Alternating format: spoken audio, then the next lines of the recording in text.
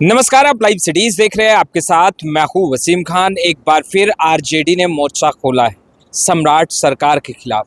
और देखिए, मुख्यमंत्री सम्राट चौधरी को लेकर के लगातार तेजस्वी यादव का बयान निकलकर सामने आता रहा है, मगर आरजेडी ने बड़ा बयान दिया है। सब कुछ बिक रहा है 1 रुपए में।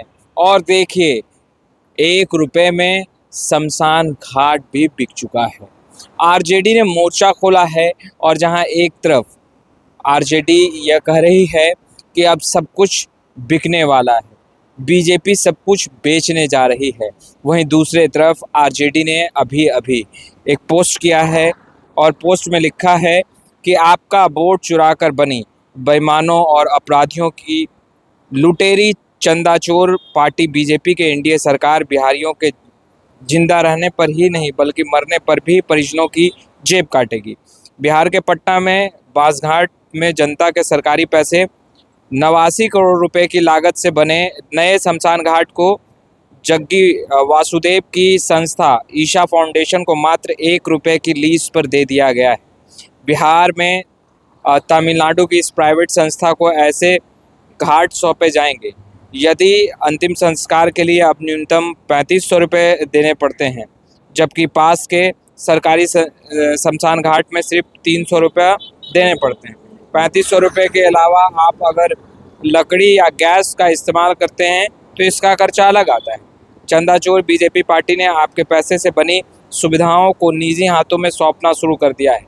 तो आपने देखा किस तरीके से आरजेडी ने मोर्चा खोला है और कहते नजर आ रही है कि सब कुछ बेच देगी बीजेपी।